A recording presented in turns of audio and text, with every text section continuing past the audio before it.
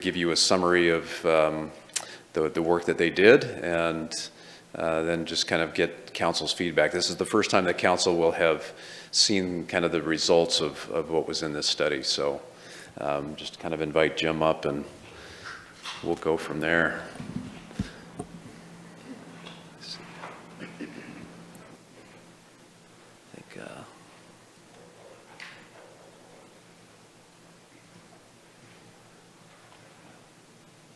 So you can click on the down arrow there. Yeah.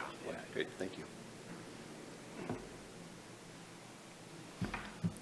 Thank you, Mayor and City Council, for giving me a chance to present this to you. Please forgive me, it's been about 6 or 8 months since I've given a presentation because of COVID, so if I'm a little rusty, just bear with me here. But I'm really excited to have a chance to present our findings and concepts to you for downtown. And this is a very brief background here. In the fall of 2019, I was contacted by Laura Glover, and she had asked me to come in and meet with her and talk about some possibilities for downtown. In meeting with Laura, she had a list of considerations for downtown that she wanted us to look at and come up with some ideas for. So on the left-hand side is the original list of items that she was wanting us to consider. So I took this list and went back to the office, and my 2 partners and I and one of our interns came downtown on a weekday, just kind of walked around, drove around, and wrote down things that we found were either looked like they were working or were not working. And I kind of held my comments to myself. I'm a Grants Pass native. I live here now, so I kind of know what's happening. But to a tourist or somebody from outside Grants Pass, what is working, what wasn't? So we went back to the office after our tour of Grants Pass and came up with a revised scope of items, and that was looking at getting some improvements to the public parking areas and primarily parking lots. Looking at the shade tree situation downtown, and that being the public trees. Also looking at streetscapes and pedestrian areas too.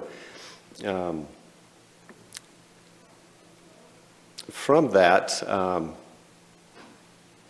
I'm assuming you've all had a chance to take a look at the draft report as well. That has a lot more information in it. So we jumped on street trees, as mentioned, and I think all of you have seen Tony Meekum's presentation on the benefits of trees, of urban trees. So I'm not going to go through all these with you, but my office, just in general, kind of ties into what Tony's trying to achieve, in that trees need to be considered as this public infrastructure. There's so many benefits across the board. If there's a place you can put a tree, you should take advantage of it.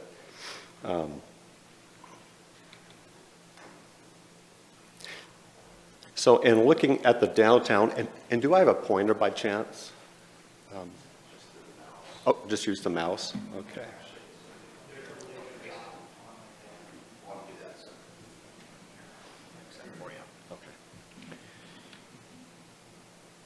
Oh. There you go, point away. Okay, thank you. So in looking at the map and the historic district boundary, we went through, and following talking to Laura the second time, went through downtown and identified specific areas where street trees, parking lot trees and so forth could be added, but in this case, street trees. So we came up with an inventory of 44 additional trees that could be planted downtown. We considered things like awnings off of buildings, didn't want to have a conflict there. We also considered senior utilities, so water meters, things like that, going into buildings, and tried to stay away from those areas.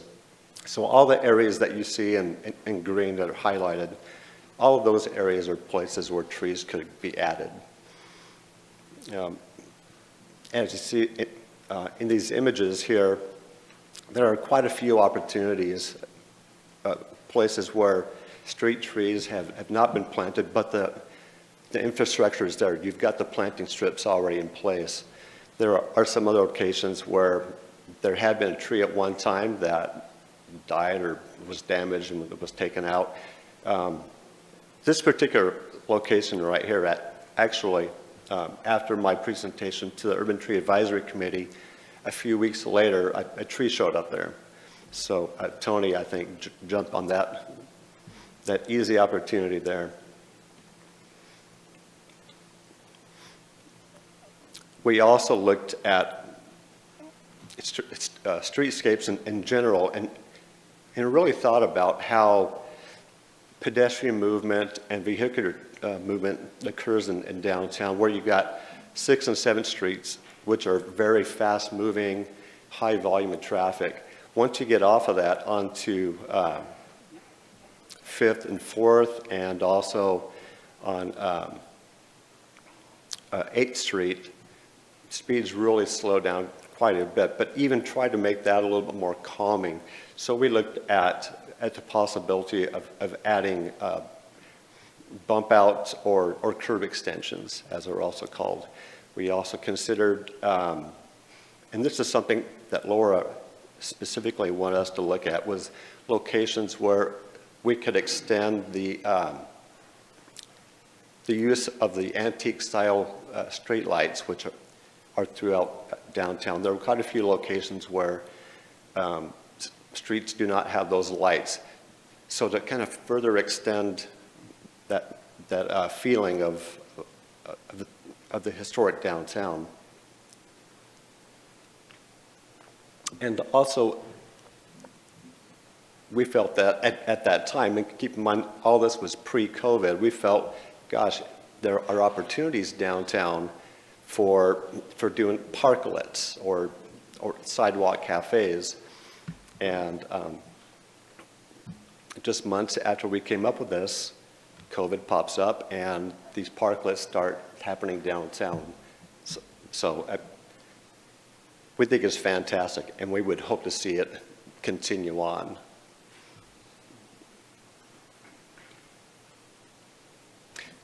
We also looked, as mentioned, at parking lots. And our primary focus starting out was looking at the public parking lots. And at that time, one thing that we noticed is that the signage downtown for the public parking lots, it was really hard to find. We actually drove through downtown like three times or so. And one of my partners asked, where are the signs for the public parking lots? And I don't know. So we went back and looked again, and we found them. But long story short, yeah, it's, but the city has already taken care of that and is looking at some changes to the signage for parking lots. So that's fantastic. I think that's really going to help. We did look at parking lot trees, though, and found several of the public parking lots downtown could really use some new trees to provide shade. Several lots have some decorative type trees like cherries and things like that, which are not doing well, and actually kind of make the downtown look dated and yeah, they aren't very becoming, I guess, for downtown. One thing that my partners and I did talk about, though, was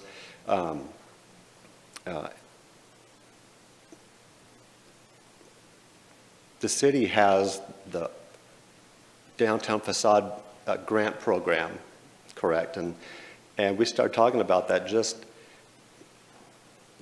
that's an encouragement for downtown businesses to improve their buildings and so forth. But what about the parking lots? We've got a lot of parking lots downtown which have no shade trees whatsoever, or landscaped islands at all, so it's just asphalt all over the place. So we would encourage the city to consider a program for doing grants, providing grants for businesses for making parking lot improvements as well.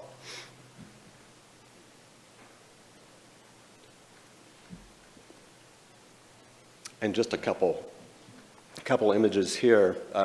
For instance, the Road Community College parking lot.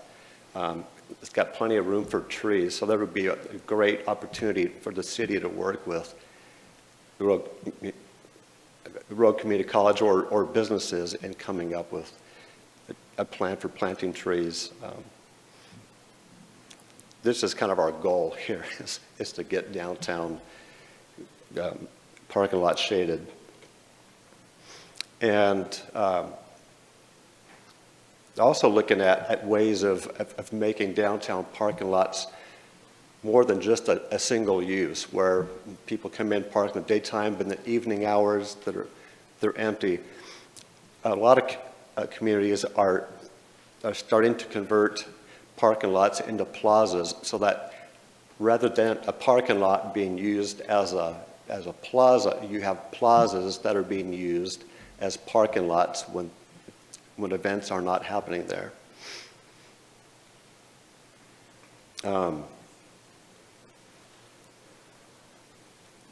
And how am I doing on time? Am I running long? Doing okay? All right. So as mentioned, one of our items that we looked at was pedestrian areas downtown. So in our walking around, one of the areas that we, well, let me step back. I guess we were looking at several opportunities. So coming up with improvements to alleys, looking at a public plaza or places where art could occur. Grants Pass has done a fantastic job of getting art, seasonal art downtown with the bears and things at the Christmas season. But trying to find places where more permanent art can go outside of just the parking lots is, so we looked at that zone between the Caveman Plaza and the post office, which is currently a pedestrian thoroughfare between 6th Street and the parking lot. Sorry, I forget which parking lot that one is, what it's named, but that place where the Growers Market occurs. Grasshopper. At the Grasshopper, okay, thank you.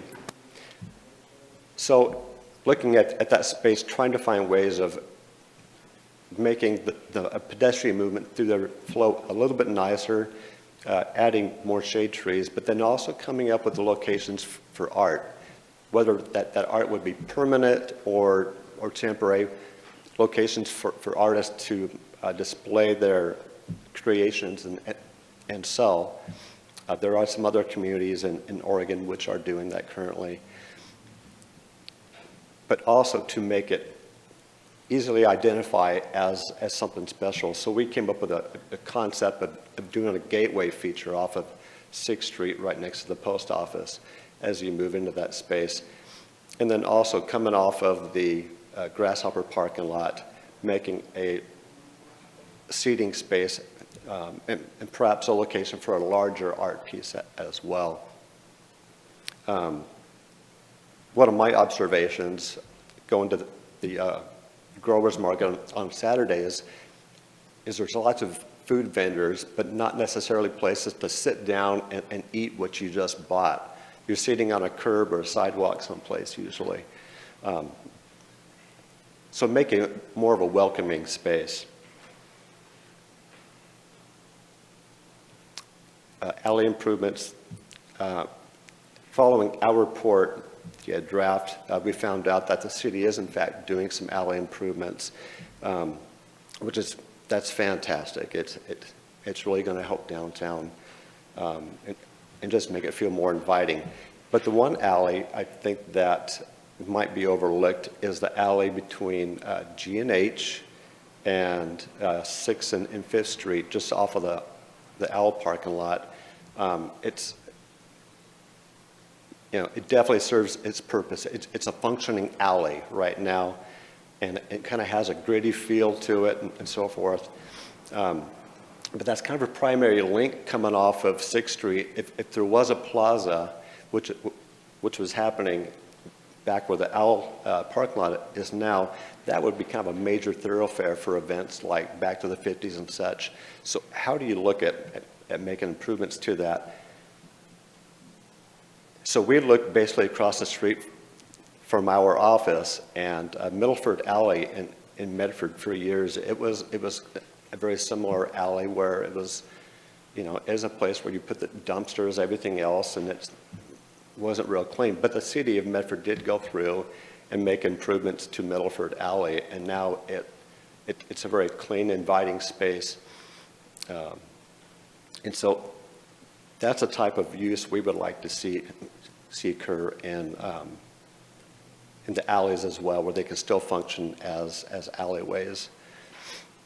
But also getting art, murals and so forth, temporary art installations overhead perhaps, just making it more inviting.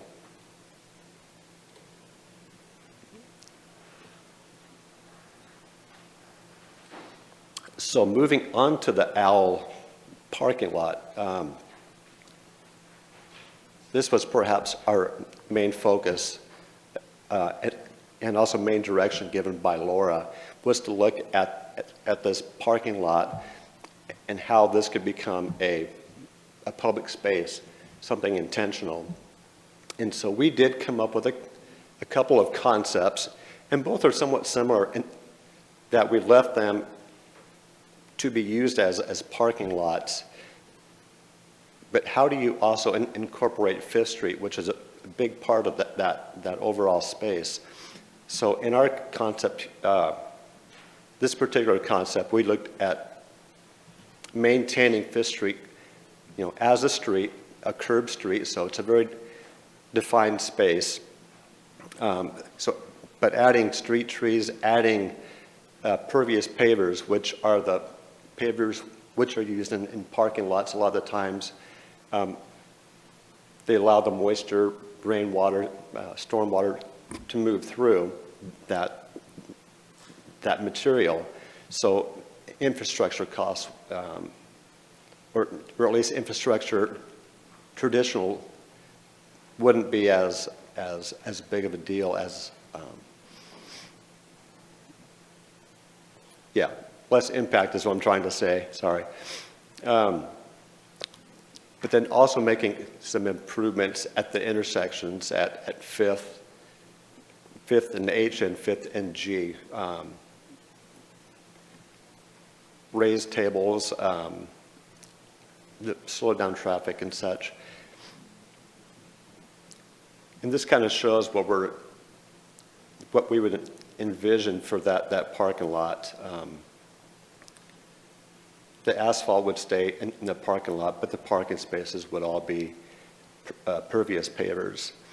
Incorporating the antique style lights downtown and getting some plantings on the perimeter of the parking lot. So this is the curbed version, and then we also looked at doing a curbless version where the parking lot itself and G Street would actually be at the same plane. And in doing this, you really make 5th Street a part of the plaza. It's got free movement throughout. This version, the parking lot is all pervious pavers, and I should be referring to that actually as plaza, not parking lot. Streetscape itself is similar to the curved version, except the main driving surface would be concrete in this. With having the pervious paving on the side, we also looked at doing some different style of lighting going down 5th Street with essentially pendant lights, which are suspended over the street itself. One of the features both of these parking lots we want to really highlight, though, is the mural on the side of the building over here. it's just a really cool mural and needs to be emphasized. So we did not do any sort of plantings or anything up against that. In fact, we would probably envision seeing some uplights on that wall and keeping that open.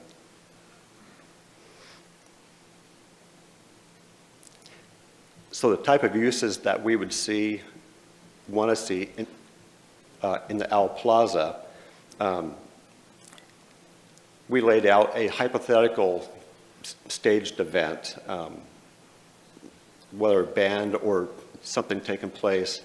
We laid out just quickly, we got about 350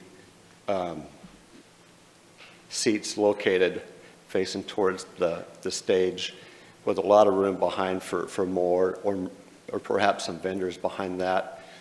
We showed the Back to the 50s event.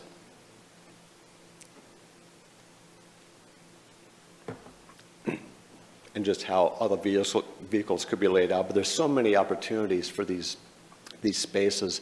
We also considered, gosh, wouldn't it be really neat if downtown, perhaps during the holiday season, had a Christmas market like they have in Germany, where all these vendors are right there next to the Christmas tree, and just all the things which are happening in here. It could also be an extension of Growers Market, or the Growers Market as well. But there's so many opportunities on that type of a setting.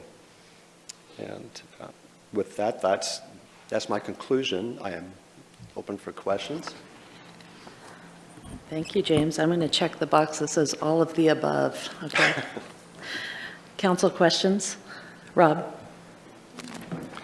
Thanks a lot, Jim. I know that we've spoken about this before, and I want to compliment you again. It's far, far, far better than the plan that was originally shown in 12 or 14 or whatever, night and day difference, especially with Fifth Street, with an obvious concern and respect for parking on Fifth Street. The other plan completely removed it. So a lot of really good elements here. I've tried, and I know that I think I mentioned this to you before, and I've tried since then to get some documentation or to look for any kind of research, but I'm still concerned because I haven't been able to find any research. My sense is that the curbed, in other words, Fifth Street with curbs would be a lot safer for pedestrians, and also my other concern was there for water runoff, because we've had, now it may be solved and it may be solved in the future, there's been a lot of problems with the sewer lines in that area, and I know that, so my concern with the removing, if the curbs were to be removed, my concern is water, and also is that safe for pedestrians? I understand there would be bollards, but even still, I just get a sense that, and I wasn't able to find in any research, any data, but I get a sense that curbs would be a lot safer. Yes, in the sense of people moving back and forth across that zone. And not just people, but cars potentially not knowing exactly where their limits are supposed to be. Yes, yes. The change in paving material would help identify where driving is versus parking. But yes, that's definitely a consideration that have to be looked at. And there might have to be some additional striping or something that took place. So is there any research done on that exact specific subject as far as the safety of pedestrians, curbs versus no curbs? It just, the common sense to me, says it should be, the curbs would be safer, but is there any research that you know of? Off the top of my head, I can't answer that. That type of scenario is being used in different places in the U.S. It's used heavily in parts of Europe. So I'm sure there is something, but I couldn't tell you where to go just offhand. Brian, then Joel. Yeah, thanks, Jim. I just had a question about the intersection bump outs. I've heard, and I don't know how true this is, but I've heard that doing those bump outs can reduce the overall number of parking spaces in an area. Is that true? So we went through, after laying out our concept, we did like some very rough concepts starting out. And just because of the setback for parking stalls from the face of the curb going back, that distance is what is needed for a curb extension or a bump out. So it doesn't result in a loss of parking. That was one of the things going into this that we were very, very much aware of from past reports and such, was to not lose parking in downtown. So we definitely considered that in looking at the curb extensions. Great, thanks. Joel, then Rob. Thank you for a great presentation, Jim. Your ideas and your company are a positive influence in our community, and we all appreciate that. So kudos to you. I was just thinking of your opinion on next steps. And one of the things that it looked like to me was perhaps, especially with the tree cover, because a lot of them have to do with trees, that we could have the city forester work with the tree committee, put forth a proposal with some funding or whatever to come before the council based upon your inventory and your design. It would also involve, obviously, partnerships with private landowners where appropriate, and that might be a good next step. What do you think? Oh, absolutely, yes. Okay.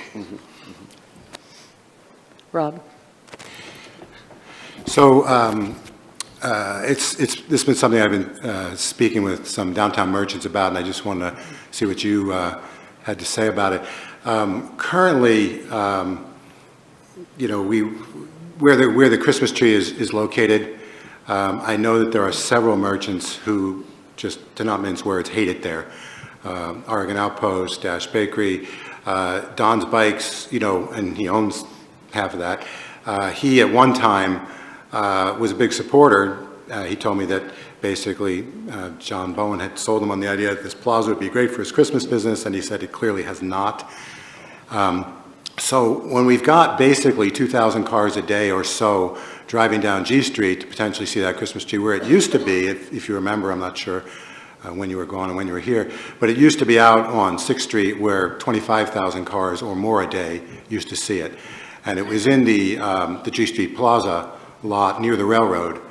And I know that, like I say, the nearby merchants to where the tree is now, several of them absolutely don't like it there. And do you have a sense of whether or not it would be reasonable or make sense to move that tree back where people can see it on 6th Street?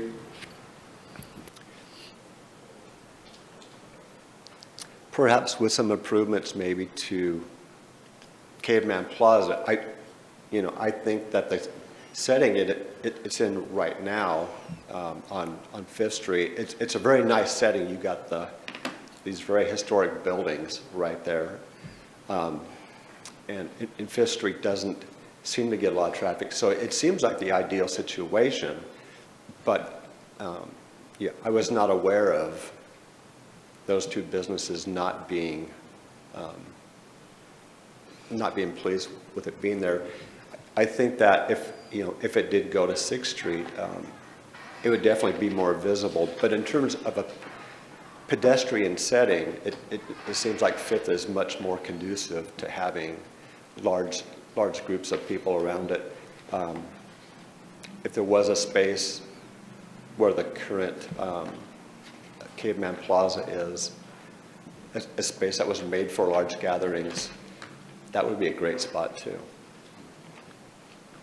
Yeah, I guess you might not realize that the number of people that have gone to the tree lighting pretty much every year has diminished greatly. It was a big deal the first year or two.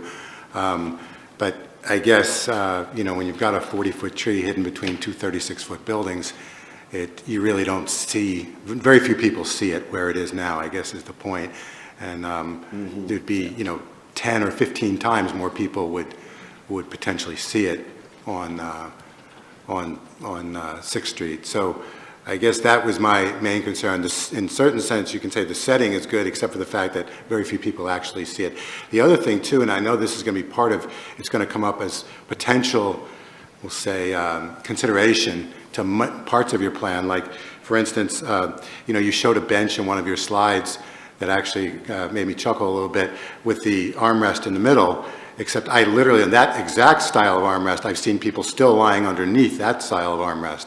So that would be actually a poor choice for, you need an armrest, but not that style.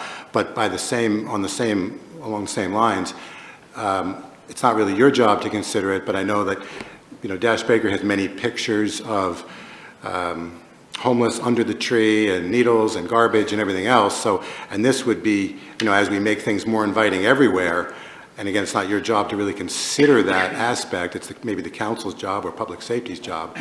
But I don't know how much of that you've actually considered for any of these improvements, how much of an attractive, we'll say, nuisance it could become for, we'll say, people that may not spend a lot of money shopping downtown, was a way to describe them, I guess. Yeah, public safety has, it's always a consideration in all of our projects, and certainly in a public setting like downtown Grants Pass, we want to make it safe for pedestrians and customers and such.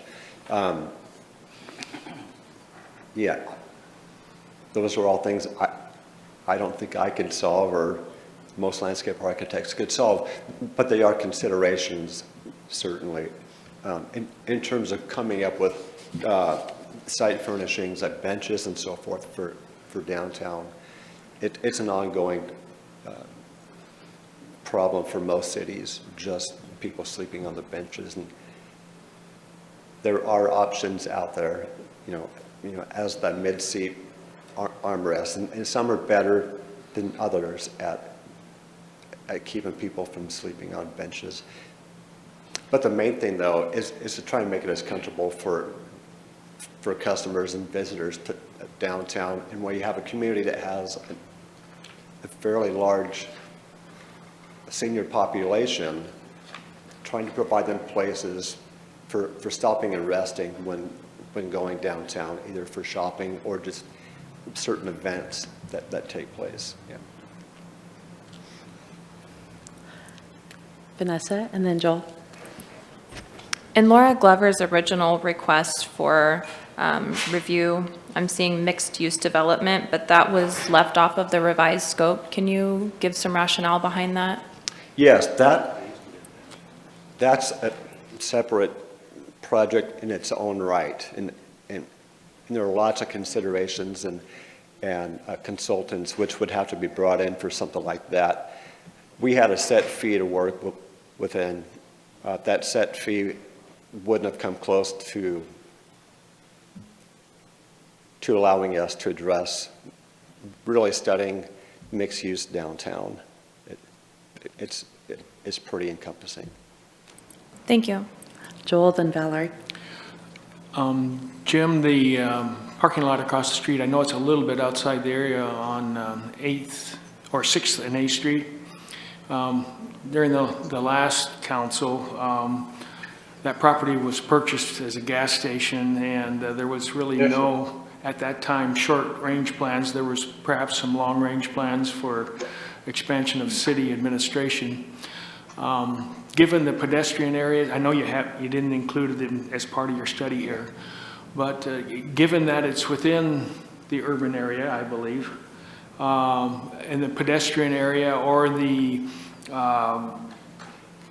private development or parking, do you have any thoughts on that parking lot across the street?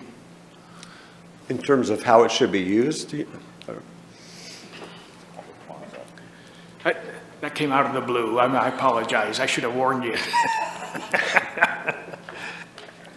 Do I get some additional service for that, or? There you go. Well,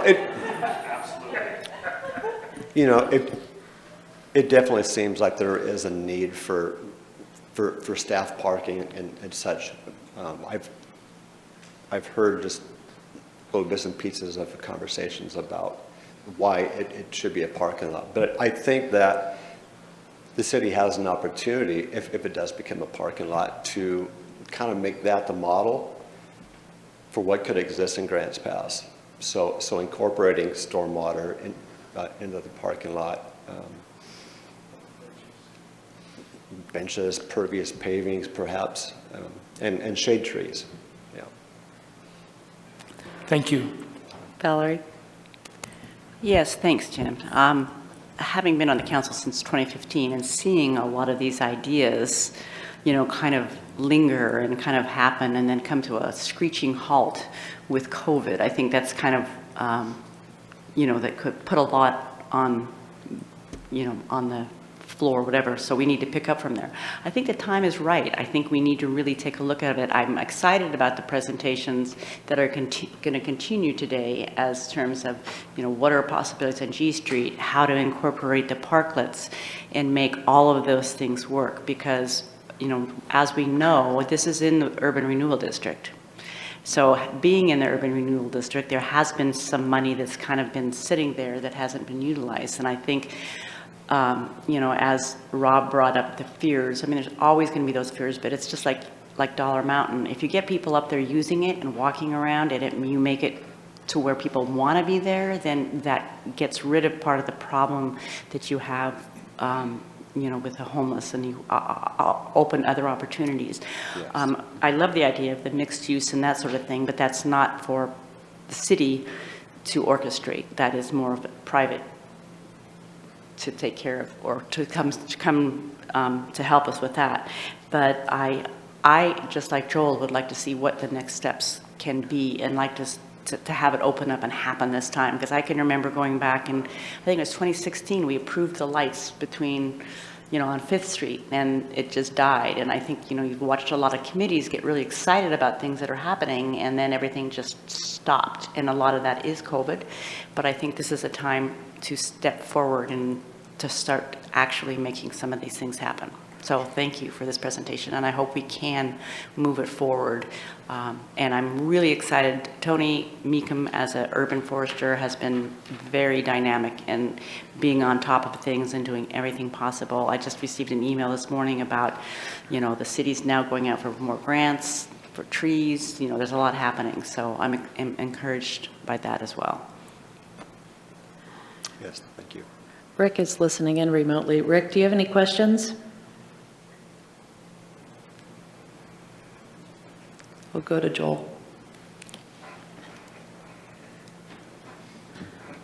Okay, thank you.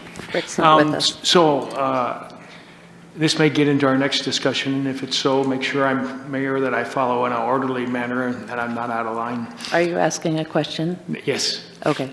So is it possible here then to Aaron and Jim, for you to give your presentation and the possible locations for trees and the developments of the parking lots with tree cover to Tony, and then that Tony would come to with a proposed hypothesis to the tree committee where they could look at that, make any adjustments or suggestions, and see if they want to go forward, and if they do, that they would make a motion back to the council. Is it possible that that communication could happen and we can proceed from there?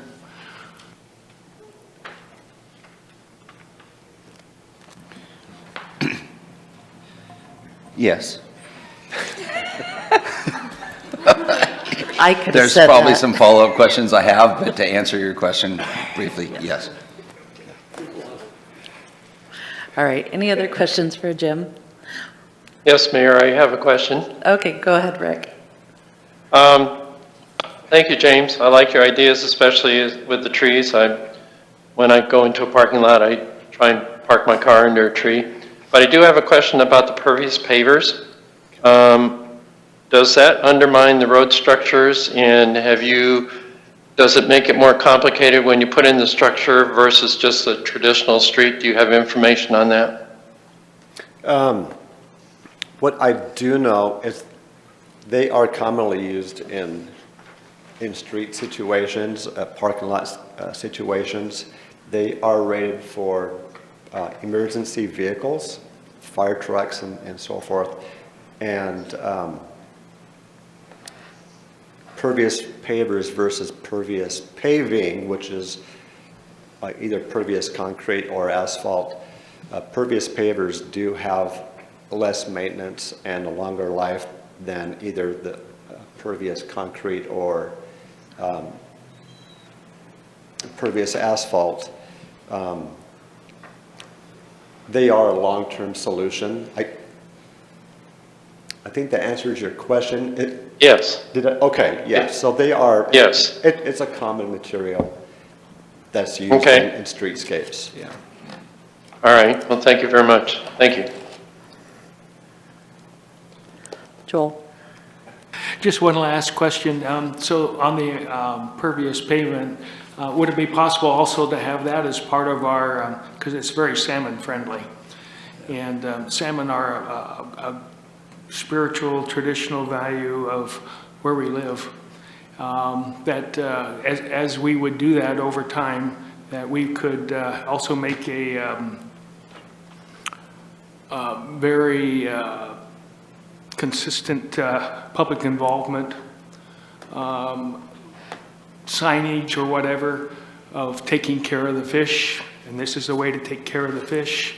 You know, it does reduce stormwater costs and all those other things, but it would be nice that people know that we need to take care of those fish coming up the river, and that we could do both at the same time with very little added expense.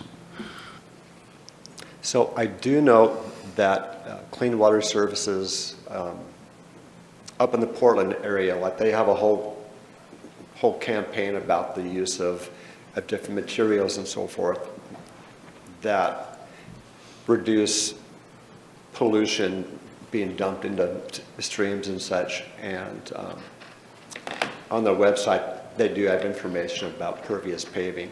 So there are agencies and communities which are in fact doing that. They're showing this to the public as being good stewards of water and such, and streams.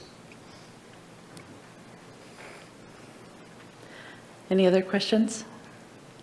All right, thanks for the presentation. And I think maybe we'll hold off on some of our discussion until later, since all of our presentations today are related to downtown improvements. Does that work? Okay. Oh, thumbs up, can't do that. Next up, Caveman Plaza Urban Renewal. Thumbs up. We're getting...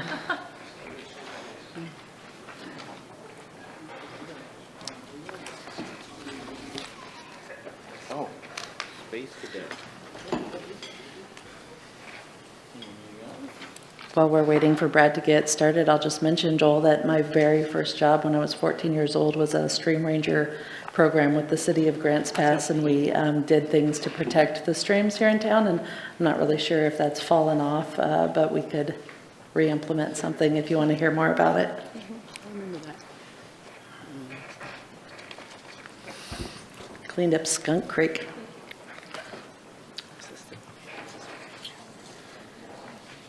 That's the one we got. Get a living ticket. Where?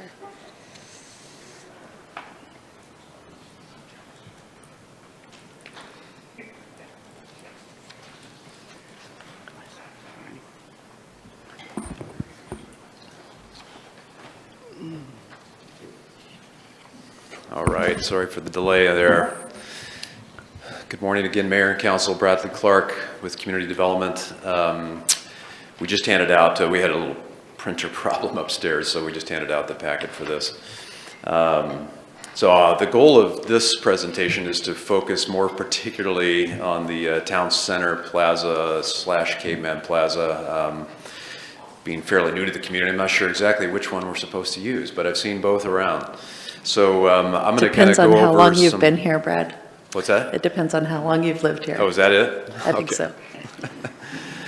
So I'm going to kind of go over, in particular, how the Urban Renewal Agency can maybe interrelate and cross over with this particular property. Kind of give you an overview of some of the zoning features and the infrastructure features. The conversation has been around really since a long time. 2016, when the Urban Renewal Plan was adopted, this was a project that was identified in that plan, so it's been around at least since then. And I did want to point out that the property owner is represented today by Travis Boersma, and he's here. And so if the council so chooses after I'm done with my presentation, there may be some opportunity to interact there. So the subject in summary, discuss opportunities and approaches to utilize urban renewal funding. This is a 3-star priority in your 2021 strategic plan. Relationship to council goals, there's really kind of 2 main ones there: encourage economic opportunities and facilitate sustainable and manageable growth. So this is a general overview today with the goal to provide a general profile. I think the point of the last couple bullets there is that, you know, this is the first time that the council will have been discussing this since you adopted the strategic plan in January. We're really focused just on kind of high level what's information that's kind of already in the public record. It's not a meeting to discuss, you know, a real estate matter or any kind of property transactions. So this is a 3-star priority. I already mentioned that. This is a multi-tenant building there at the corner of Southwest 4th and Southwest G. We counted approximately 10 active tenants. Travis may be able to clarify that. There's a few vacant tenants there in the building today. It is owned by BB Holdings Oregon 2 LLC is the official name in the assessor's information. And redevelopment of this site was discussed in 2016, 2017 when Dutch Bros was considering the property as the site of their headquarters. And there's Nathan Good Architects prepared a number of renderings and information. So this is the actual wording in the urban renewal plan. It's project number 12. And it says specifically that this has been identified as an area that needs improvement. The buildings and surrounding parking are not consistent with the balance of the historical district. Though there are some successful retail outlets in the plaza, the potential exceeds what is currently there. Retail construction costs are estimated at $140 per square foot. Incentives provided by the agency could influence the property owner's future development of this site. So bear in mind, again, that's about a 5 or 6 year old project. So I'm sure the council is well familiar. The goal of this slide was just to kind of situate the property within the zoning in the area. So this is in the center of the property. This kind of pink magenta color is the central business district boundary, and then kind of the more tan color or orange color is the general commercial zoning. That is what abuts most of the central business district. And then of course the railroad runs right through the center of that district. Here's some site photos that are recent last week. Here's some from the corner of G and 4th, showing some of the tenants that are there today. The top right one, there's kind of from the 6th Street side. And then here's the image taken from 4th Street, looking down the alley. That is mostly owned by the railroad. So this image, the pink boundary is the urban renewal district boundary. That's what's adopted. So again, this plaza property is located right in the heart of the district, which gives it such high profile and such a strategic opportunity. And you can see by the triangles, there's a number of historic sites also that are in the area. I wanted to point out, though, that when the historic district was formed several years ago, this property did opt out. So as of today, it's not subject to the historic design guidelines that are in the development code. And this shows some of the existing infrastructure in the area. Probably most notably, there is a sewer line that runs kind of right through the center of the property today. But it is serviced by full sewer and water. And we'll hear more about G Street on your next presentation in terms of impacts, potential impacts on this property with any changes there. there's a couple of stormwater lines, which is what these yellow lines here on the right side of the screen show.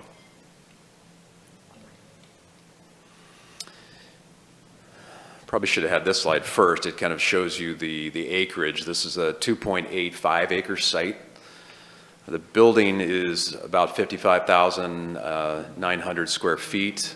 It's appraised by the Josephine County Assessors about 2.7 million. It was built in 1965. And there is the parcel does extend all the way between 6th and 5th, but there is the city-owned property that has the Welcome Center there on the corner.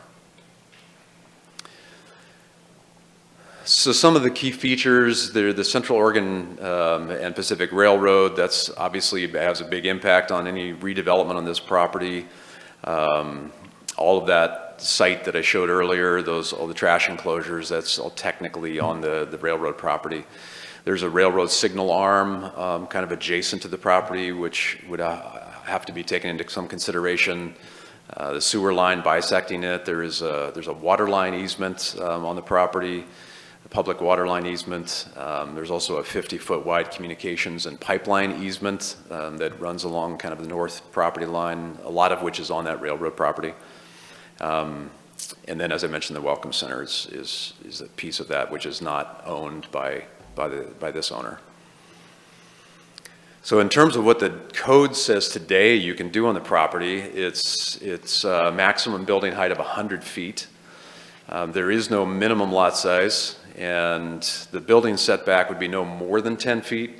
So it encourages, one part of the code does encourage a zero setback in this zone. But it does allow for a maximum of 10 feet off of the property line. There's not any maximum lot coverage. Some of our zones say that you can only put so much on in terms of coverage, and this zone doesn't have that. And then there's a section in there that talks about parking, and there is no required parking. If you are going to do any parking in this zone, it has to be limited to the rear or the side of the building under our current code. Just a few other highlights from the code. Article 13 is, we already mentioned the historic district. It's opted out. It's in the boundary of it, but the standards for design are not required. However, there are requirements for commercial design on the building design, and those are outlined in Article 20. Those apply to any new commercial building. And then there's some landscape and buffering standards, some of which would kind of interact with what Jim Love just presented. So the Urban Renewal Agency, under Oregon statute, you have a number of things that you can do. This is kind of a handful of those. It allows for rehabilitation or conservation work by the agency. You can acquire real property. You can demolish or remove property that the agency has acquired. You can construct utilities with urban renewal money. You can provide relocation assistance. You can do property disposal, and there's a few others. But I wanted to just kind of remind the council that these are kind of what under statute are allowed as an urban renewal agency.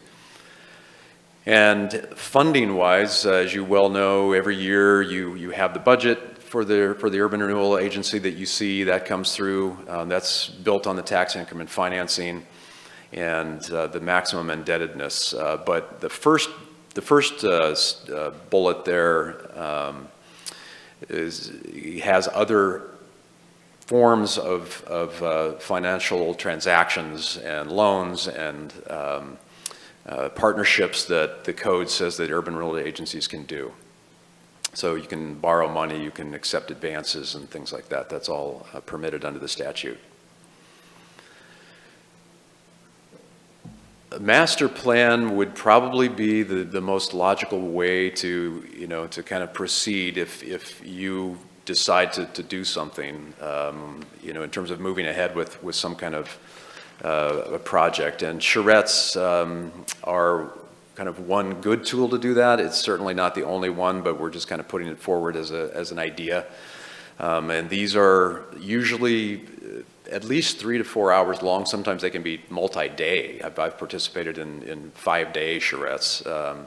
But you usually have some professionals there that understand landscape design, engineering, transportation, who work with those that are stakeholders in, very concentrated setting to kind of gather input on options. And really kind of the goal there is so that you're not, limiting yourself to only the ideas that have been thrown around to date. You kind of open it up for other thoughts. It's kind of a visioning opportunity. So I think ideally any redevelopment of the site would occur after something like that, another master plan would happen. So here's 3 ideas for approaches. Property owner the property is currently owned by a private party, so the current private owner can develop the property on their own. They can work with the agency to redevelop the property to meet the goals of the agency and the city. On that one, any funding that would come through the Urban Renewal Agency to a private party, would be a decision that would all be done wearing your Urban Renewal Agency hats and following the guidelines that are in the plan. For number 2, property owner could sell the property to a developer for future development, and again, that developer can work with the city or the Urban Renewal Agency. A third option is that the agency could purchase the property from a willing seller and use the funding. Often in these cases, and we see this throughout the state and throughout the country, these are working with an RFP process to have a competitive type your request for qualifications. Often you start with that and then you make a decision based on the bids and the applications. A couple other approaches. The plaza is, along with affordable housing, is listed as another priority. So that would be maybe a logical approach. You talked about mixed use, and I think mixed use is a perfect example of a property where that would apply well. Cost implications: the budget is $1 million that's currently allocated to the town center plaza project that is in the urban renewal plan. However, I think there was a recent change where the bottom line on the urban renewal was just we took out all the individual projects and we just kind of put a baseline, so that gives you more opportunity, more flexibility. There are other revenue sources that could potentially be used if affordable housing is integrated into a future project. So there's a number of different sources. I didn't list those here, both state and federal. And then, of course, in terms of staff resources, there's the option to utilize urban renewal funds to staff urban redevelopment professionals. City of Medford has had this really for many years. Other cities in Oregon have this as well. And as the agency starts to build up funds, this may be a good approach to take.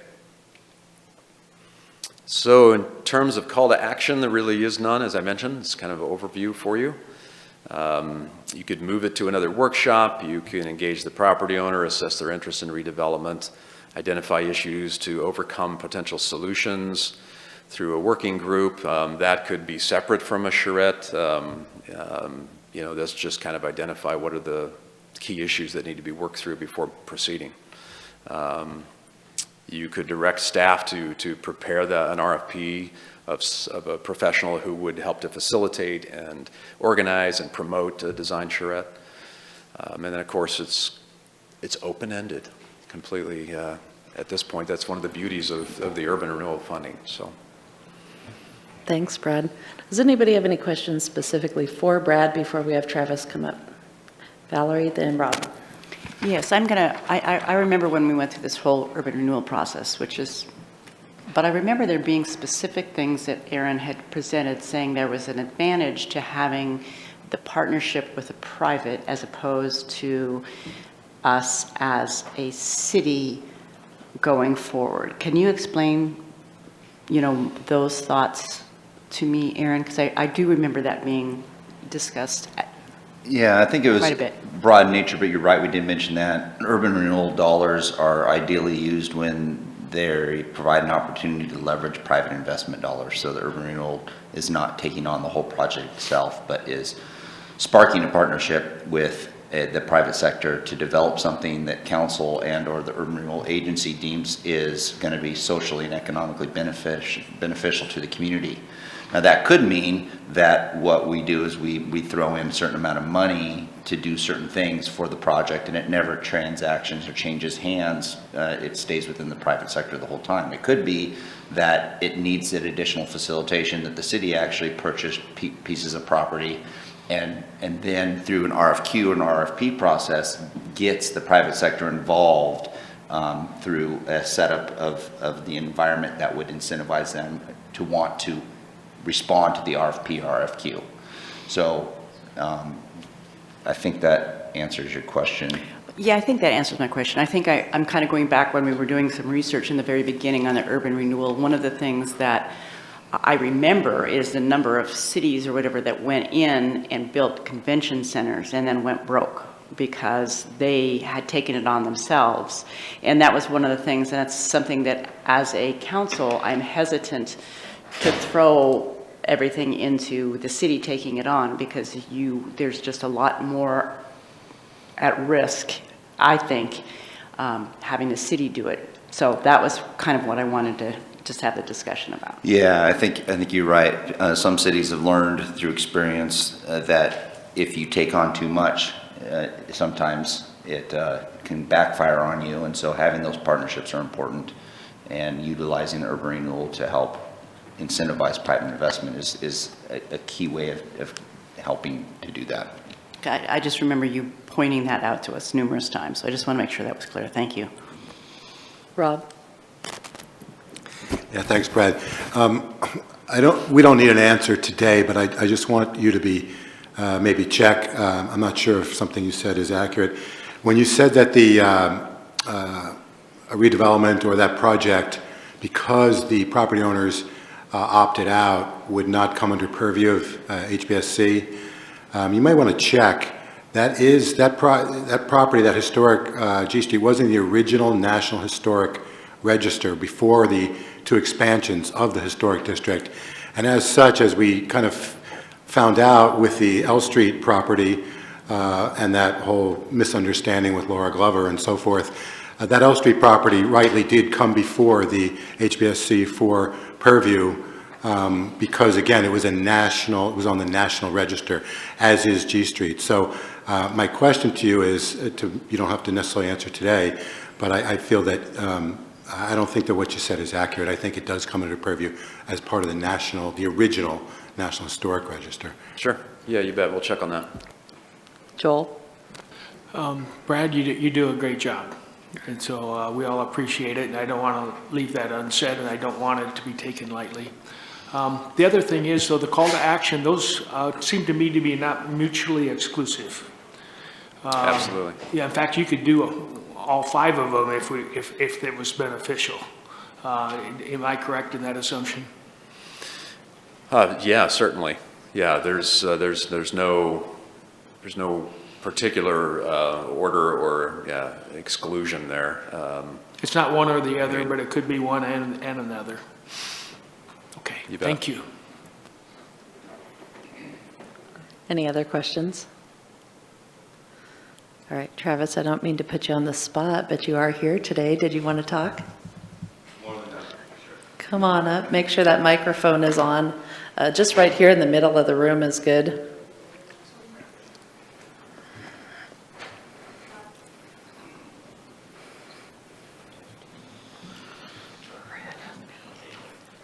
We'd like to hear what your hopes and dreams are for this property, since it is your property that we're talking about. Well, thank you for including me. Yeah. I think that's the start. I guess first and foremost, we've got a little slide, I think, that we put up here outlining a couple of things that are super important to me. Certainly, I love our downtown. I've been here my whole life. I care deeply about what makes our downtown attractive and fun, and super supportive of small businesses. So to clarify, the property is not for sale. I'm totally open-minded to creative ideas that could take place. Parking is certainly a critical component to that. There are tenants within the strip center that are super important. I think relocating those tenants, if something was to ever happen, would be paramount, as well as Oregon Football Academy that is very much, you know, a family-friendly youth organization that would be important to me to relocate also. So that being said, you know, I'm happy to just field questions about it. At one point, we did have some wild ideas about maybe moving our headquarters down there, and I made the decision, I guess probably 3 or 4 years ago, to shift gears and go in a different direction. The original reason why we purchased the property is we're the longest standing tenant, I think, that was still there, and we wanted to preserve our original Dutch Bros location. So that being said, open for questions. Any questions? Valerie? Yeah, I'm just curious as to how many kids are serviced to the football academy and how that impacts that whole area, your input. Yeah, I think we have 900 members, you know, that will register to play futsal and or soccer every fall or every spring. And that number fluctuates, give or take 100, and obviously with COVID, that number was much less. So is the parking that you have for that adequate now with that many people being involved? Well, for the most part, those kids get dropped off by families, you know, while they're there, so they don't, most all of them don't park. Okay. And those activities usually take place in the evening time or after school. Thank You you. have what, 3 courts inside, 3? 2 courts, 2 Two. futsal courts, and then kind of a warm-up staging area. So it's like 25 kids at any given time, not 900, right? Yeah, I mean, yeah, No, very much, yeah. yes. Yes, thank you. Rob? Thanks for coming, Travis. Yeah. So your original vision or plan for that property is, you know, you decided, I guess, to shift gears, as you said, and you as possibly more qualified than anybody in the room as far as being a downtown Grants Pass guy, what would your ideal vision for that property be? Because I would imagine it's not exactly what it is now as your ideal vision for it or optimum use for it. So do you have any ideas as far as what would an optimum use be? Well, you know, I think the good part about this whole piece of property is it is in the heart of our downtown, and I think that's really, while I may have some ideas, and I have a plethora of them, I don't think it's appropriate for maybe me share those all the way. I would love to hear what the next steps would be in trying to figure out what kind of ideas could be put together into a plan. Joel? So Travis, it's good to see you. Good to see you, Joel. I thought we should have an honor to a Mickey Mantle baseball card, but I guess we shouldn't do that. So I just want to state the obvious then. From what I understand, then would you be willing to participate as we go forward in the next step to see what the appropriate uses would be and any possibilities for collaboration between private and public as we develop this area? Well, you know, again, I'm wide open to explore ideas. I think that there's all sorts of great benefits that could happen there, whether it stays the same and everybody, you know, remains, or you were to look at a myriad of options again that I think was already kind of laid out as far as what Brad had to share. And yes, I'm open, but the considerations for sure are right here up on the teleprompter. Okay.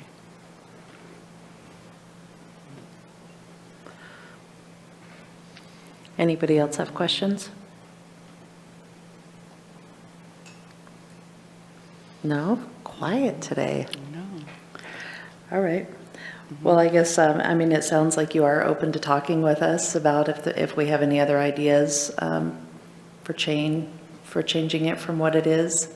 I'm always interested on how we can improve our our downtown for sure. Okay, Yeah. sounds good. Thank you. Thanks Thank you, for guys. your time today. Appreciate it.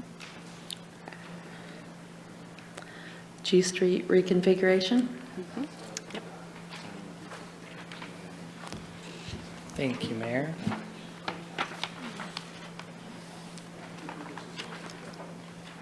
Whoops. We were starting at the end, and we're going to work our way backwards there for a second. So I have a very brief presentation for you to provide some information regarding a potential reconfiguration option for G Street that was actually brought forward by Councilor Riker and Councilor DeLagrange. And the relationship to your council goals is to maintain, operate, and expand our infrastructure to meet the community needs. So as you know, historic and iconic G Street is very much an important street to the transportation system as well as to the downtown central business district. It is a very narrow local street, 36 feet plus or minus a little bit from curb to curb, consists of two 10-foot travel lanes, two 8-foot parallel parking lanes with a 12-foot sidewalk on the south and a 6-foot sidewalk on the north side of the street. So in preparation for this presentation, we put out traffic counters just to get current traffic counts. We still think this is a little bit low as traffic is not fully back, but these are the counts that we received. Roughly 2,300 trips to the west, about 2,000 to the east, with a few trips dropping out in between. And what we think that means is they're either pulling into the plaza and out of the plaza through the east or west exits or onto 5th Street. But that's quite a bit of traffic. We would say at 3,000 trips that is no longer a local street, but it functions more like a collector or an arterial.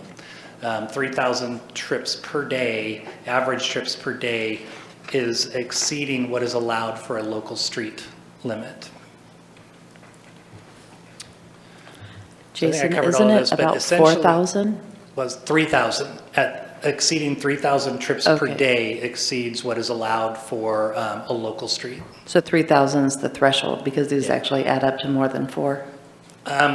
We count that going one direction or another. Okay. Yes, the traffic going both directions is much higher than that, but the 3,000, we look at that as we're traveling east or west, one direction or the other. And Wade can provide more clarity on that. It is very heavily, and as I said, about 1,900 eastbound trips per day could potentially be diverted around that. So the idea was, and that we could look at creating diagonal parking on G Street, eliminating one direction of travel, and take a look at what that does. So it was brought forward, as I said, by Councilor DeLagrange and Councilor Riker. We did talk to our city engineer about what that would look like. And whether or not we could also expand the sidewalk at the same time, and then look at whether or not it could be supported from a traffic standpoint. So we did come up with a sketch. I did provide everybody with a much larger printout, recognizing that it was going to be very small on the screen behind us. It works pretty darn well. There is one point you'll see and I'm going to turn on the laser pointer here. Right up in this area, it no longer functions for bus travel coming south on 6th and turning west onto G Street. I don't know if that's a movement that the buses currently make, but a bus can't make that corner from the turn lane. They would have to be out into the traffic lane to make that corner. It just would be too tight. And also this configuration, we currently have 47 spaces total on G Street. Those have been counted with the current parallel parking. This configuration reduces that only to 43 spaces. So not a lot of loss, 4 spots total in the loss. It also allows us to increase the size of the sidewalk on the south side of the street an additional 3 to 4 feet, which would function somewhat of being able to extend those parklets there. And as I said, we did reduce the parking spots from 47 to 43, and then we would also add a wider westbound traffic lane. It would not be so narrow that it currently feels as it feels today. So cost implications for this, we don't really have a fixed firm cost. We do believe it would probably be in excess of 400,000, definitely between 300,000 and 400,000. There is currently $350,000 budgeted on project LB 6392, which is the 5th Street and G Street Plaza lighting that could be used for some of this project. The funding source for that project is urban renewal dollars. The project could be bundled with a larger 5th Street and G Street Plaza, as we just heard some of those concepts, and the accent lighting project. Call to action is purely at your guys' discretion. We just wanted to get the concept in front of you and answer any potential questions. We would suggest that potential next steps would be to engage the downtown community businesses to gauge their interest. We would also encourage you to reach out to the public at large because they may be more favorable than just the immediate downtown businesses were that to be converted to diagonal parking on one direction. Or identify some potential funding sources for the project beyond the urban renewal. We could also proceed with getting more detailed plans and detailed cost estimates. But again, we would encourage us to, as a next step, reach out to the public to try and gauge their interest in this project. And with that, Wade and I are available to answer any of your questions. Thank you. Do we have questions? Valerie, then Joel. Yeah, just my first question is, of course, being transportation minded, is this obviously is not it's our street. It's not an ODOT street, so we can do what we want with the street, and we are not going to get any backflash from ODOT. That's my question. We would want to bring them into the discussion because remember, they do have a little bit of control so many feet back from the state highway system, of which 6th Street is. We do believe that this would help traffic actually function better downtown in certain respect. We do have multiple instances on G Street just because of its narrow width with cars clipping mirrors fairly frequently. The one-way traffic, this kind of feeds right into Bridge Street, or not Bridge Street, I'm sorry, Lower River Road, and you kind of have coming back on E and then F, I'm getting the streets wrong, F Street, so you have a good traffic flow downtown. We don't think that they would be impacted that terribly much, but again, we would want to reach out to the community to get their sense and bring in the partners. And I was unaware of what Councilor Pell had said earlier, that this was part of that National Historic Register. I'm not sure if that changes how this project would have to move forward as well. We would want to look into that as well. And then my other question was, would this just be a G Street? Would it throw anything off on H Street or? You would probably pick up a little additional traffic on H Street because you did not have eastbound traffic on G. It would be westbound only. So that eastbound traffic would likely defer either over to H or to F. Okay. All right, thank you. Yep. Joel, then Brian. So Jason, you probably mentioned this and I probably missed it and we've kind of hinted at it. But before we look at any options or alternatives, there's a purpose and need for why we want to take action. And the purpose and need that I've kind of read between the lines here, but I just want to see if that is the true purpose and need we need. Was it to improve traffic flow, or was it to increase safety, or was it to increase the number of, increase accessibility to the historic district? What is the purpose and need for this alternative? I'm actually going to look to Councilor DeLagrange and to Councilor Riker to answer that. Yeah, so I was just going to bring this up. The whole concept of this originally came when we were having the parklet discussion months ago, and we were trying to figure out what we wanted to do with the parklets and how right now it's a temporary situation. So the original idea and the way this came up is this is a way to essentially create a permanent parklet on G Street all the way from 6th Street to 4th Street by being able to extend the sidewalk out, 3, 4, 5 feet, whatever we can get there. So that was the original. And then as it's developed, it seems that there is now additional benefit with the pedestrian crossings, because those crossings are now going to be shorter in this plan than the full length of the street because there's bump outs. And then as we get input from the downtown businesses on G Street, we will see what they think about having all of the parking on the south side by their businesses. I think they're probably going to be in favor of that, but that's just another thing that could be a potential benefit. Okay, so if I was to repeat back what I heard you say, Brian, there was 3 things, and sometimes my memory can only remember 2 of them. But the first thing was for the parklets, to help expand the sidewalk width on the south side so that we could have a permanent parklet. Second thing, which is actually the third thing, was the increased parking on the south side of the street in front of the residences. And then the last thing was increased safety, mainly associated with pedestrian crossings. Yes. Did I hear you? Okay. Mm-hmm.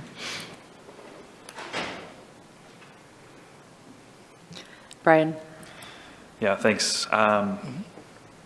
So regarding funding for this, is this a project we'd be able to use transportation funds or ARPA funds for? I'm going to look to Adam for ARPA. I believe it would be eligible for transportation funds. I was just looking to Wade to get an affirmative on that. Yeah, transportation is not, just off the top of my head, there's a lot of detail to go through, but that hasn't been highlighted as one of the main purposes of ARPA. There are, of course, talks of other infrastructure funding coming down the pipeline, but I would say probably not with the ARPA funds. The only potential with the ARPA is maybe it could pay a portion, which would be earmarked for the extension of the sidewalks, which would help with the parklets, parklet development. But the rest of the transportation, like Adam said, isn't listed in the 151-page document as an allowable cost, but the parklets might.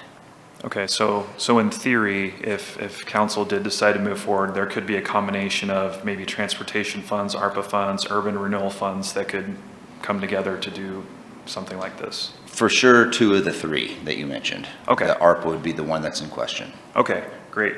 And then I just had a couple other quick questions. You mentioned as you turn off of G Street under this plan, buses would no longer be able to turn there. Are buses currently able to turn there, or isn't that still super tight with the current configuration? It is, and as I said, I'm not sure that Scott's buses are currently running that route off of 6th onto G, but with the addition of this island right here, they definitely cannot make the corner without turning in from the traffic lane, from the first traffic lane. They can't do it from the turn lane at all. Okay, great, thanks. And then the last thing is, I know the way it's set up right now, we would be losing 4 parking spaces.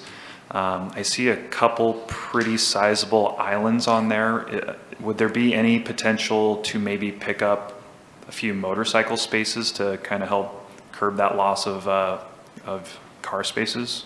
We might be able to pick up a couple of motorcycle spaces. I think Wade and I would both be pretty hesitant to add another vehicle space. The point is to try and keep the traffic from having to back out into 6th Street, say, for example, for these ones right here. That's why we made that island as big as it is. And then the same thing here, we want to keep them from backing into that 5th Street zone. But you could likely get a couple of motorcycle spaces on both of those. Okay, awesome, thanks. Rob? So I understand this is, very preliminary stages, so there's obviously a lot of things we haven't thought about yet.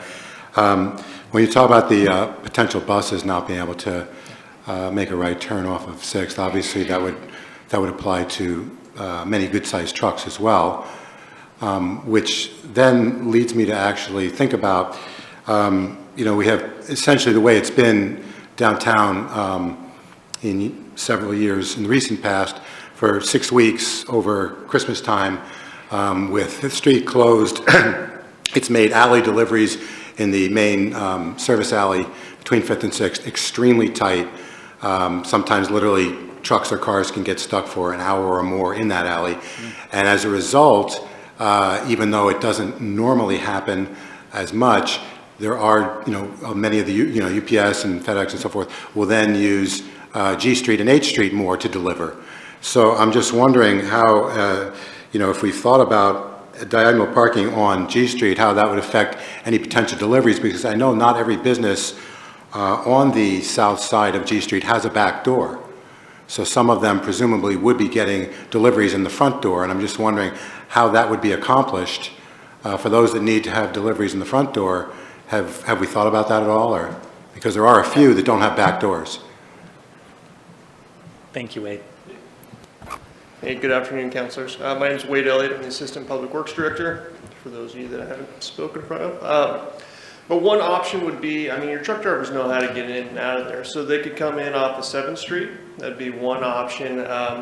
Also, as we look at what kind of an island we would put there, especially on G Street, it could be a lower profile, something that's kind of mountable. At which point, if they were doing an early morning delivery or something of that nature, they could kind of roll over that.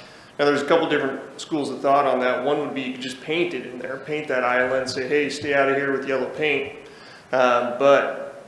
To kind of create a more pedestrian-friendly zone and a safer feel for G Street, you know, if you had actual curbs, that would help delineate the road from what more of a travel car road. So they could, I guess to summarize, they could come in off of 7th Street. That'd be one option, or, you know, the early morning deliveries, it could be a mountable curb. So. I guess you may not realize, you know, and again, this is preliminary, there really are almost no early morning deliveries because most of those businesses are not open early morning. So what we're talking about, and what I'm talking about is, you know, when when things really got tight, really goes from, say, 10 or so a.m. till 3 p.m. is, because, you know, UPS never comes before 10, FedEx never comes before 10. So I guess my point is we do have businesses that have no back doors on G Street, and I guess as of yet, there really hasn't been any consideration of how they would get deliveries and whether or not delivery trucks would even be allowed on G Street, or how that would work. I guess we need to think about that because it doesn't seem to have been addressed yet. Yeah, no, I think that's something we can think of.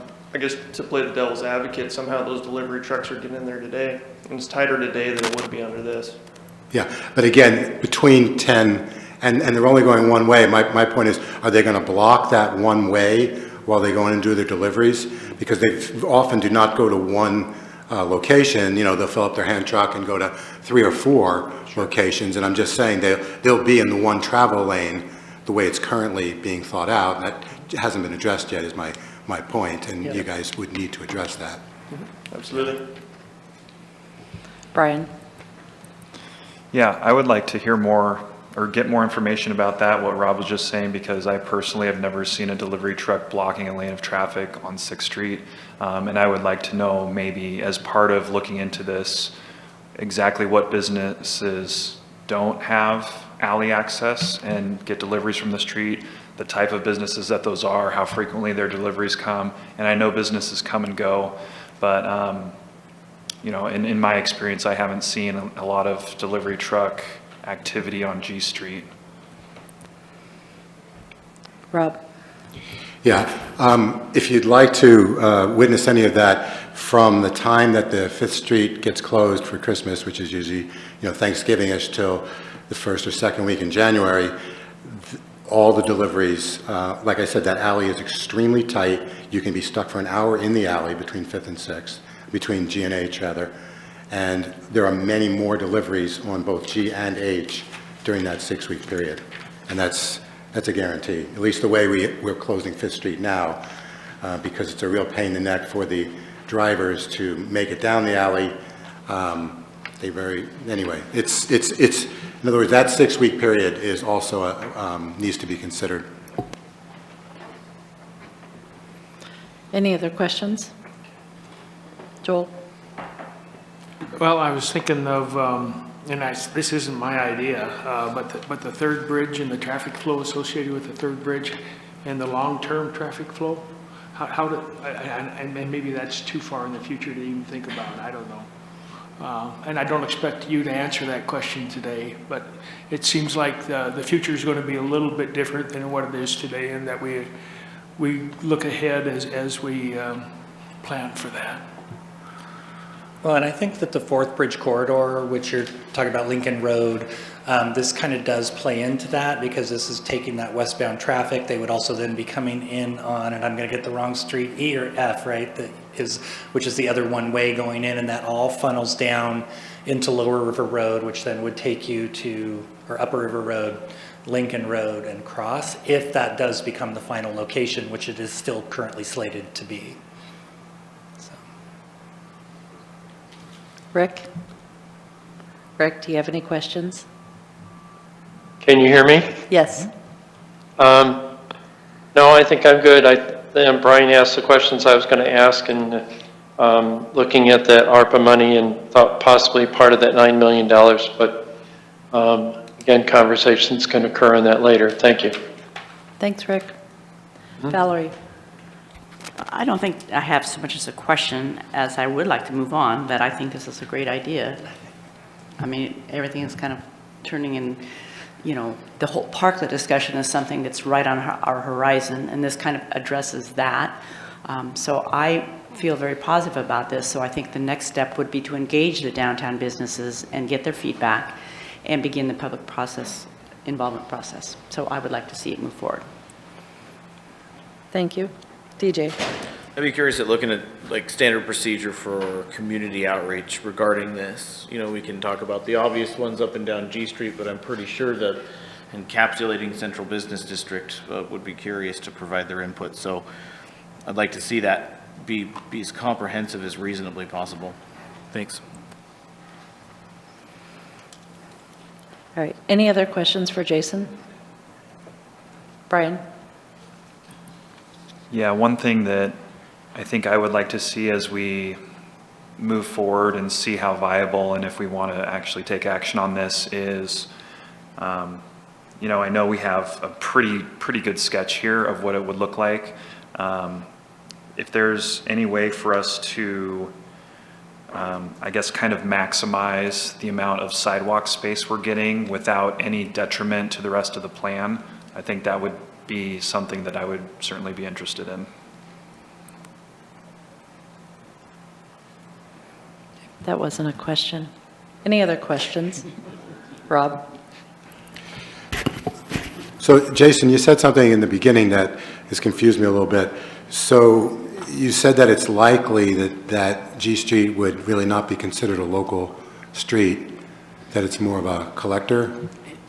With the volumes of traffic, that's correct. Exactly. It is still currently. Once that traffic counts exceed that 3,000 average daily trips, that's when we want to start designing streets a little bit wider to limit the amount of traffic, or to accept that higher level of traffic. So with the street design, the narrow street, it is definitely considered a local street. The traffic volumes, though, are pushing the limit of what we would like to see on a local access street with those very narrow widths. So based on any research you may have done, is diagonal parking appropriate for higher volume streets? I mean, I was recently in a town that had diagonal parking, but it had 2 lanes of traffic, and which allowed a little bit more, we'll say, accident protection.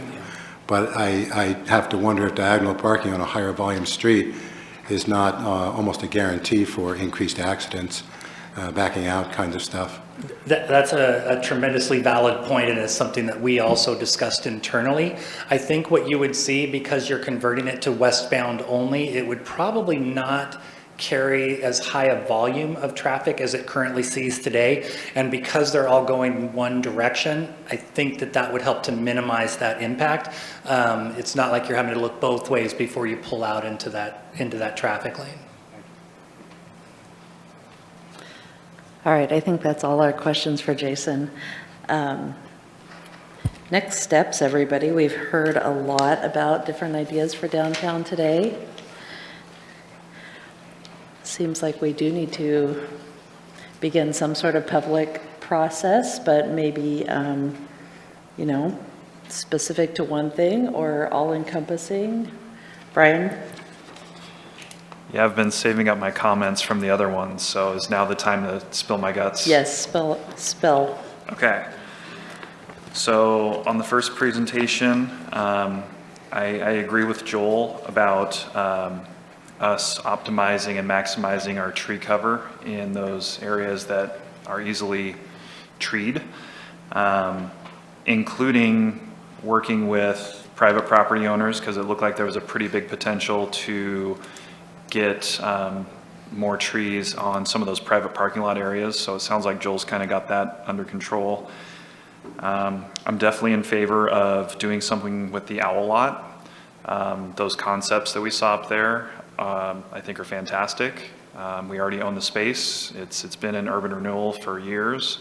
I think we can pretty easily turn that into a multi-use plaza parking space that would be great for the community. So I'm thumbs up on the owl lot.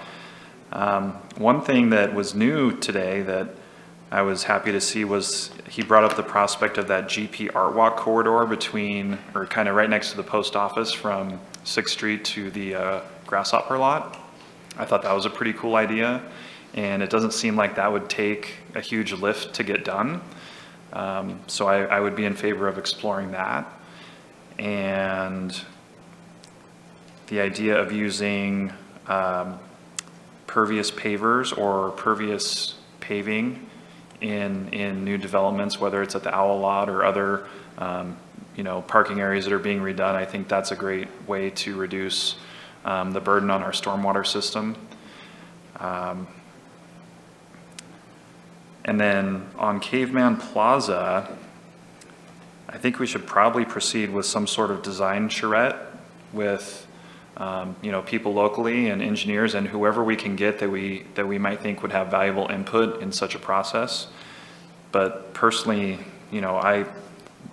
speaking for myself, I don't want the fact that we're looking into doing a design charrette to anyway seem as though we're committing to doing something with the plaza.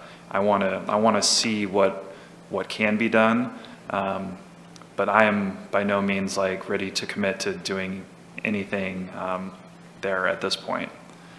Yeah, thanks. Thank you. Rob? Yeah, I very much agree with Brian on getting more information on what we can do with the plaza and that not being in any way, shape, or form to be viewed as approval that we're going to go on and develop it. And we may come up with a lot of reasons we don't want to touch it based on some of the things that Valerie mentioned earlier about, the city is not necessarily the best at developing or running certain what's normally considered private sector businesses. So, yeah, I think that as far as the design charrette, that's a really interesting concept. I think that, quite frankly, before we spend any money on the design charrette, I would like to see a local task force, something along the lines of maybe 3 business owners, 3 property owners, and 3 private sector people having at least 2 or 3 meetings, and at that point engaging potentially some professionals to come in to expand on their ideas or to re-educate them or whatever. But I'd like to see a local task force that costs nothing to get that process started, and then at that point we would then hire, I could see us hiring some people to come in and give us a little expertise. But again, even up to that point, I would still say we're still in the information gathering phase, and I'm not necessarily ready to move forward. As far as James Lowe's downtown plan, I just give thumbs up to that plan pretty much start to finish.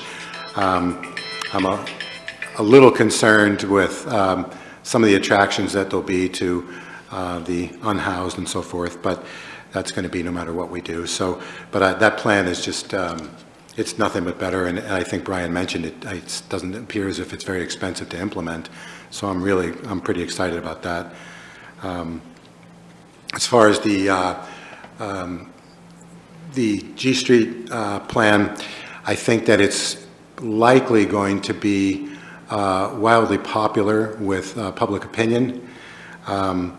It's very easy for people to, we'll say, vote yes on something if they don't understand many of the costs involved. It'll be interesting to do that survey. I've talked to many of those people, and I think it's likely to be popular.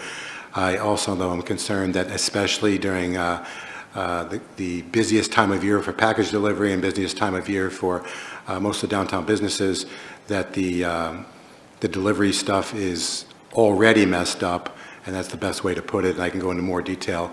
But I'm concerned that we've got to address that issue in an appropriate way, and I don't think that the public answering a survey is going to really understand a lot of the details there, but that's up to us and the staff to get right before we make any mistakes there. Thank you. Anybody else? Vanessa? I also am interested in moving forward with engaging the downtown businesses and the public at large, not only to gain approval for these potential projects, but also get feedback from them. I'd like to see it done around the same time as the Parklet program, when we go out to those local businesses and see how that worked for them, or how we can improve, or how they want to move forward with that, with those parklets, because I think looking at this holistically would benefit us more.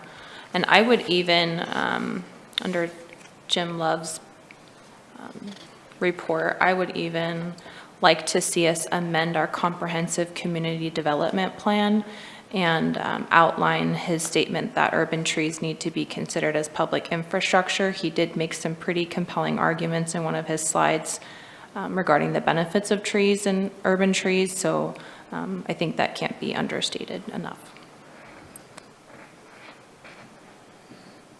Joel? Well, just an observation too, every topic that we've talked about, if you talk about global warming, you know, whether it's real or not, or who creates it, and you talk about trees, you talk about permeable pavement that increases the base flow to the Rogue River, which lowers the temperature of the Rogue River, which is important for salmon. So everything we do is interconnected. And we just need to recognize that as we move forward. And like Vanessa said, holistically was the word she used. And I like the word interconnected along with that. And it's not one or the other, it's both. So we just need to keep track of those, because we've had those, during my time on the council, there's been several things that have addressed other issues like that very effectively. And we need to make note of that and make sure that we understand what we're doing. Thank you. Rick, did you want to chime in at all? Thank you, Mayor. No, everybody's pretty much expressed part of my feelings as well. Thank you. Valerie? Yeah, and I would just like to talk about the urgency, and I say that because as we talk about the parklets, right now we have a plan through, I think it's October, is what the plan is for, but this is the time right now, because that's going to go past very, very quickly. So I would say we get right on putting together that downtown merchant part of it, and then from there, like Rob mentioned, bring in and come up with the task force to go forward from there. But yes, I think timeliness is everything. All right, well, it sounds to me like we're all interested, we're all kind of on the same page as far as getting more feedback from local businesses as well as the community about what their ideas are, what their concerns are, hopes and dreams, for some improvements to our downtown. So we'll move forward from there. Yeah, what we'll do is, based on what the mayor sort of packaged together, we'll start a outreach plan that really encompasses all three of the topics, it sounds like, and moving forward with getting public and specific downtown merchant feedback. Brian? The only thing I would say is, on the topic of the plaza, it might be a little different. I think personally, you know, the design charrette where we have professionals coming together might be something to do before we reach out to the public, just because if we throw it out to the public with nothing to really kind of suggest, then I guess yeah. Go ahead. Well, I personally was thinking more of an all-encompassing design charrette or survey, however we want to handle it, that would also maybe give people an opportunity to talk about what their ideas are for the plaza or what they feel the needs are for downtown, and then we could get more specific into that.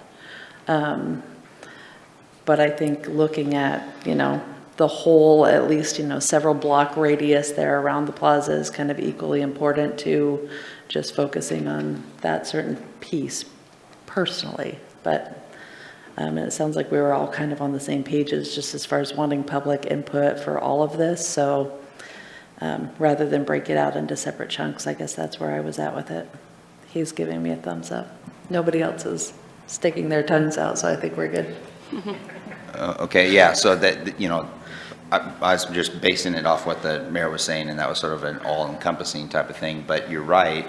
There was, just based on the conversation here, it sounds like there's a number of individuals that are interested in the downtown plan, as we heard, and maybe incorporating and starting to work on that plan itself and further development of that. You got the Caveman Plaza, which we talked about having either a local task force or Charrette's. Then you got G Street reconfiguration associated with the Parklet survey was more of a survey type of aspect. Are we going to, just to make sure we're clear, are we going to do a survey that encompasses the G Street reconfiguration? What are your ideas for Caveman Plaza? And then what are your ideas in relation to the plan that we heard today for the downtown? Or do we take the downtown plan, which is a plan, and it is, the survey, I'm just trying to figure out if we do an all-encompassing survey, that's going to be all the board versus do we want to be specific? I see a survey, but definitely for the G Street reconfiguration and the parklets, incorporating that, as, hey, this is, you get your information. Caveman Plaza, we talked about Charrette's, and maybe before Charrette and getting some local people together to see what they think through some kind of task force. And then the downtown plan, you have a plan you have a plan recommendation sort of on, and we can do more. So anyway, just further clarification so I know I can hit the target for you. All right, Rob? Yeah, thanks, Aaron, for asking that question. I personally don't see the need to go to the public about the downtown plan. I think that it's a lot of subtle changes, I think, that are all positive. It's not anything that's it's not overwhelming, and it's not I don't see there's any potential negative to any of it. It's just the cost. It's just the cost of it. Do we want to do it or not? Because I don't think anybody's talking about any negatives of it. So I don't really see necessarily having the public weigh in without them knowing all the details of that plan, which is not practical. So I could see not necessarily having to do a survey with the public on the downtown plan. As far as the G Street, I think that's probably pretty easy for people to at least grasp the basics of. When they see a bird's eye view of it, they can grasp the basics of it, even if they're not going to understand some of the details or subtleties. They can. So I think that's really good to go to the public with. And as far as a general question of what they'd like to see in the G Street Plaza, I suppose a general question is good. I just, while I would like to get this going as quickly as possible, as Valerie mentioned, I would like to see those questions or that survey come before the council at one more workshop, just to see what all the questions are and see if any of them need to be tweaked or fine-tuned. Obviously we want to have this, we'd like to have some of this really clear by next spring. There is really, I don't believe, any urgency about the parklets as they end in October, because November to April of this year, I can't imagine that the parklets are going to be used very much when people will have the option, hopefully, of eating where it's warm and dry inside. So, but again, downtown plan, I don't see really being needed there without public knowing all the details and subtleties. And the G Street for sure, and a general question, what their feeling is on the plaza, I think would be appropriate. But I would like to see it at a workshop before the questions get disseminated. Well, there were some things that were in the downtown plan that were things like using alleys and the 5th Street Plaza, or the, what do we call it, Owl parking lot, that are literally right there adjacent to G Street. They're not a separate issue. Anything that we do on 5th Street and G Street have to be considered in tandem with each other. And I guess I feel like we all just decided on something here, and now why are we making it more complicated? But do you guys have further input? I mean, Joel? Well, hopefully this will uncomplicate things a little bit, but probably in a way that we haven't thought about. So with the tree part of things, I think we'll just proceed. Because that's pretty non-controversial. I think it provides a cooler environment. It provides economic benefits. And and the one thing I don't want to do is insult the public and ask them questions about things that were already decided on, if in fact that is something that we have decided that we're going to proceed in that way, because that would be insulting to the public to ask their opinion on that. So, and I think it's pretty, the public really likes it, so I think we're pretty safe in that. I agree, the tree part can probably be peeled out, but I think maybe we just need to have staff come back with a little bit more comprehensive plan for how to proceed rather than deciding this piecemeal by committee. Nobody likes that. All right, any other final comments on downtown before we move on to agenda review?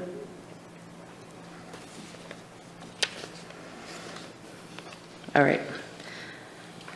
Next up.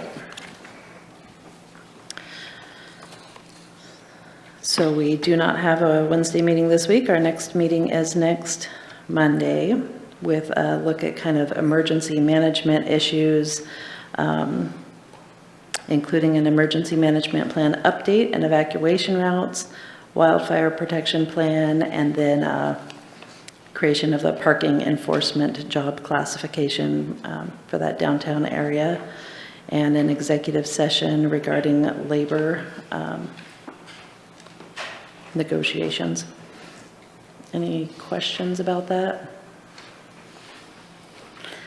And then next Wednesday's meeting would have a proclamation for the Kiwanis Children's Cancer Program Month, public hearings for the Community Development Block Grant 2-year annual action plan, consideration of an ordinance for a multi-dwelling amendment development code, Articles 12, 19, and 22, public hearing for an ordinance to consider property line vacation at Smoky's Stoves, and consent calendar has a resolution for electrical maintenance services, and then appointment of 2 members to the COPA Committee on Public Arts, and appointment of 2 members to the CEDC. Questions, Rob? Yeah, I'm sorry, going back to this, the August 2nd workshop, the executive session on labor. Weren't we going to have an executive session on possible property issues for urban campground? Yes, we need to get that on there. Yes, that is scheduled for the August 16th workshop. It's kind of at the top of the It's second at the column. top of the second column. It sort of got separated.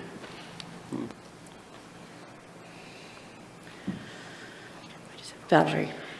I just had a quick question. We didn't put somebody on the Bikeways and Walkways Committee. Is that going to be back on the meeting for August 4th, or did that get pushed further out? I think it might be the 18th, because because of the timing of their meeting. Okay. They need to give the recommendation first.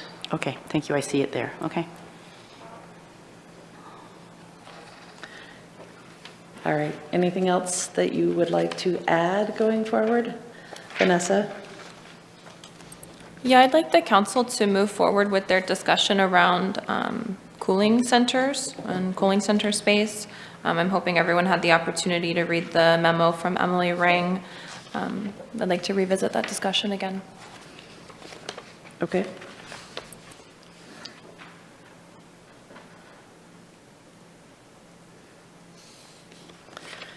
Any other ideas? Brian, then Valerie. Yeah, I was hoping to maybe at some point have a discussion about, the city runs a utility assistance program for the water utility. So if people are having trouble paying their water bill, we have a program that helps them to pay that. And the way I understand it now is it's currently, we currently outsource that to a couple of religious organizations to run that program for us. And so I just think maybe council having a better understanding of how that program works and how it's structured, and if we want to keep it the same way, would be worth a discussion.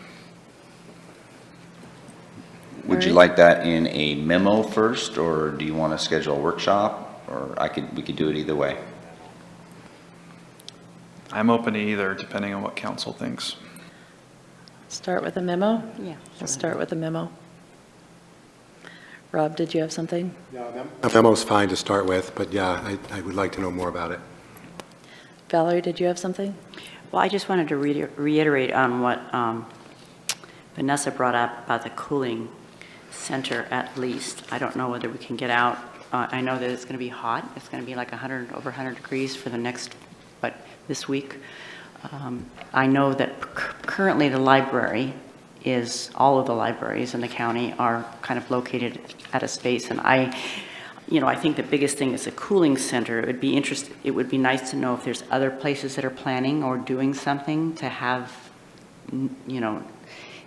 them notify us or whatever, so we can get that information out, because they did talk about informal ones, indicates individual or entity operated or coordinated space that may be publicized broadly, or maybe word of mouth, just to let them know if there are any churches or whatever that will be doing that, to make sure that we can get that out to people if they do need something in this next week. Are you on this topic, Rob? Yes. Okay, go ahead. So, well, I think I agree with Valerie, what you're saying, but I guess the question that I have then is, how do we get that information out? How do we, that's the issue for me, but whether that means, placing an ad in the Courier might be appropriate. I don't know how many people without homes are reading the Courier, but again, I don't know exactly what form that would take, getting the word out, because it's really important, but how do we do it is my question. Yeah, and I'll go back, and I did read through this briefly. I don't know if 211, I think in the past, 211 has been a number to call if that's where you need it. So I guess my point and my question is, and I don't know if our curious out there, is there's a way to let organizations know to contact 211 if they are going to be open, so that people have some direction. I guess I'm just looking for any direction at this point until something's established. Yeah, I think we did leave things a little open-ended at the end of our cooling center discussion a week or two ago, and I don't remember exactly, but maybe we can just work on some publicity for any available cooling shelters. Do you think? We can utilize our media outlets and try and push out the information on what's available for a cooling shelter during this next session. I mean, I think at this point, that's probably the best we can do, is try to identify local centers and put out a press release and use our social media to help publicize those. Joel? And I'd like us to see us do a joint with the County Emergency Management, because they were working with that before we even had it brought up as a subject. So if we could have some kind of joint release with them, because I think too, like with the county library, that was their original proposal anyway, and it was functioning here within the city limits, and hopefully anything that we get out will also benefit the county residents as well. Vanessa? Since there's serious interest from the council on this topic, I would entertain having this on our next workshop. As well, I just looked at the weather forecast, and the month of August is forecasted to be extremely hot. Right, I haven't checked personally. I've heard that we're supposed to have some hot days. I think it's this week, right? Mm-hmm. So I guess I'm talking about, first of all, just what we can do immediately, but we can also, we are having that emergency management plan, so it would be appropriate next week. Mm-hmm. Okay, anything else for today? Do you guys have anything, questions hanging out there? You know what you need to do? All right. Shall we adjourn? We're adjourned. Vala, DJ? Do you want a motion? Yes, please. Yeah, I make a motion that we adjourn today's meeting. DJ with the second. All in favor? Aye. Any opposed? All right, see you next Monday.